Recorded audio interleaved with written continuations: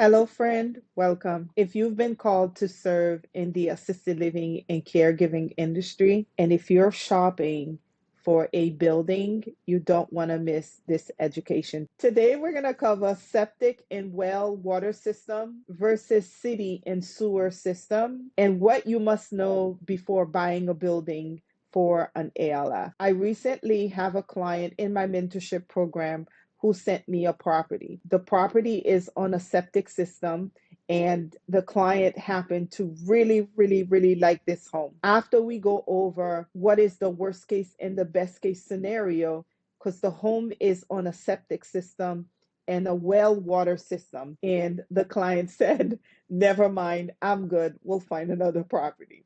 So today in this video, I'm going to cover some things you want to consider when you're shopping for a property for an ALF, and some of it your agent may not know about, but it will play a factor into how fast you are able to get your ALF license, how much more expensive the process can get, and how much more headache it can bring into your life. Being on a septic system is extra budgeting you have to account for when balancing how much money you need to get the initial process moving, because it play a factor into how much more inspections you will need, how much more money you will need, delays with contractors, and a whole bunch of changes that will affect the timeline as to when you can get your ALF license. And sometimes it could even cause the deal to go south. It can ruin the entire deal. Understand that septic system comes with limitations. For example, if you're buying a property and the septic system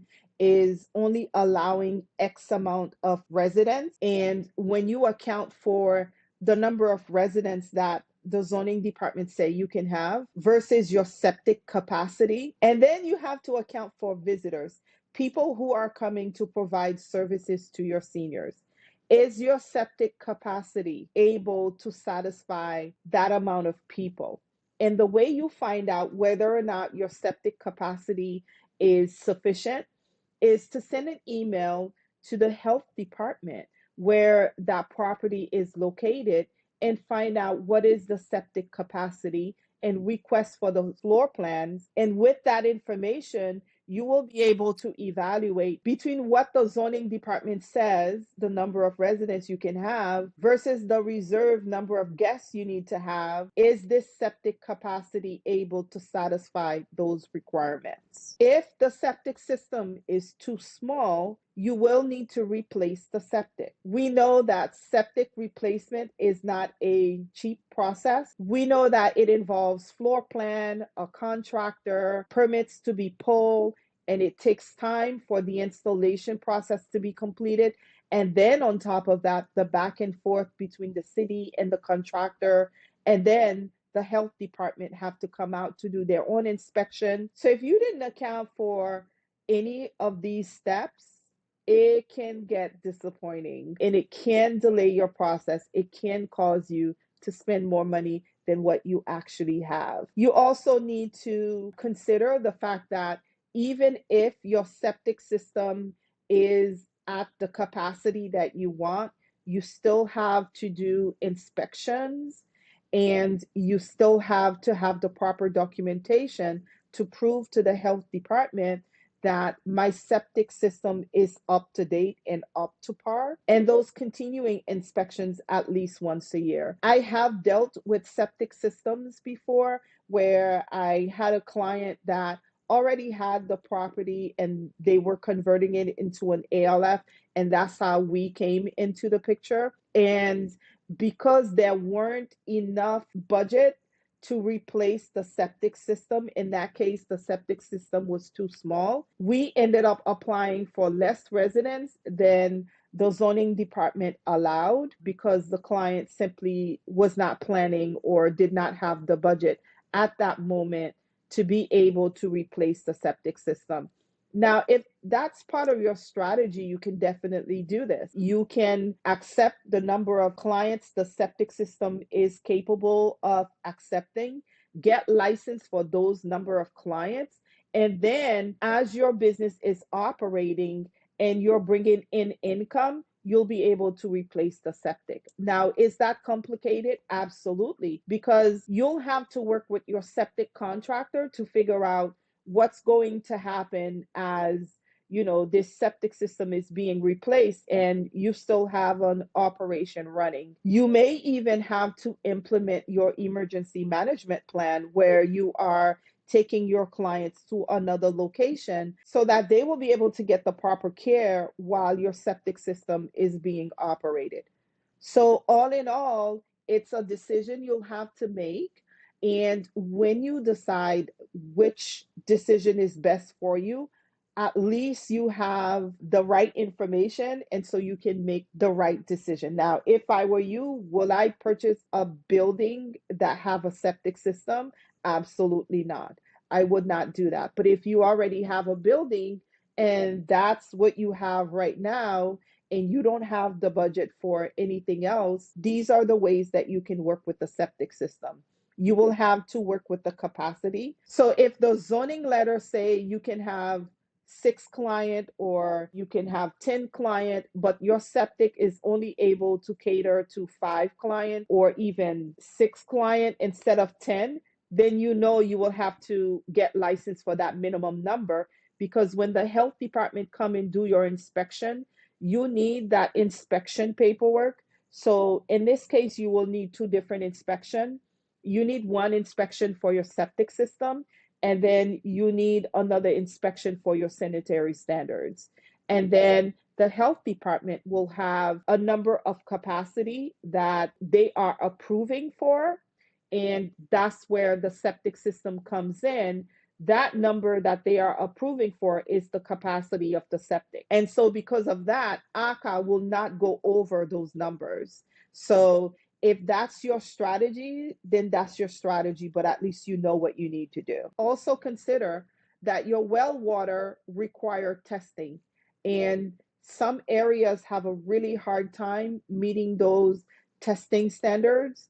And so buying a property that is on a well water is a big no-no. If you have the opportunity to get a property that is not on a septic system, that is on city water and sewage, that will be your best bet. We also know that you are responsible for having drinking water, water station, and water that meets sanitary standards. And if you're not able to meet those standards, the health department will not pass you to move through the next process. And so your licensing process will get delayed. Or you may not be able to get your license at all. Those are all the things that you want to consider, along with a couple more requirements. But those are the main things you want to have a good plan for so that you're not caught off guard. So your easiest way is going through a home or a building that does not require all of these inspections, and they have running water that is already running through the city, a sewage system that you don't need to have a specific capacity. And now all you have to worry about, not just all you have to worry about, but in this specific process, what you need to worry about is your health department coming and doing their inspection, their typical inspection, and getting that paperwork to move you through the next phase. And I understand that you may find a home that have a septic or the sewage or well water system that is much cheaper than a standard home. And I do get it, but at the end of the day, it will end up costing you more after you've had to do all of those, possibly replacing the septic and all of those moving parts, paying contractors. You will end up spending more time in the process, and it will end up being probably more expensive than buying a home that meet proper requirement from the get-go. It's just a couple of things for you to consider. I do acknowledge some areas of Florida do operate in these septic or well water systems. You also want to consider those things when shopping for property. You want to have these conversations with your realtor. And oftentimes the realtor, they don't know that, a septic system will cause more problems. They don't know that all of these information is going to impact you in a negative way. If you're in need of a realtor, we do have a good number of real estate professionals within our network that are trained and understand how to use the assisted living knowledge to be able to help you find the ideal property. We'll be more than happy to send you a referral. Just reach out to us. And also, if you have any questions, if there's anything you want to ask me specifically, you can add them in the comments. I'm more than happy to do a follow-up video, or you can schedule a one-on-one consult with me. You'll find the information in the description, and I'm more than happy to spend some time with you and get your specific questions answered. Again, if you've been called in the assisted living or caregiving realm, we are more than happy to support you doing it and help you position yourself in a way that will save you some pain and suffering in the ALF licensing process. Click the link in the description, learn more on how you can work with us. We do offer services to help you very specific for the state of Florida. Again, my name is Carlene Cadet Francois. We help busy professionals right here in Florida open and operate successful assisted living businesses throughout the state of Florida. If you found this video helpful, please consider like, subscribe, and share it with someone that will find it valuable. Until next time, I will see you in the next one.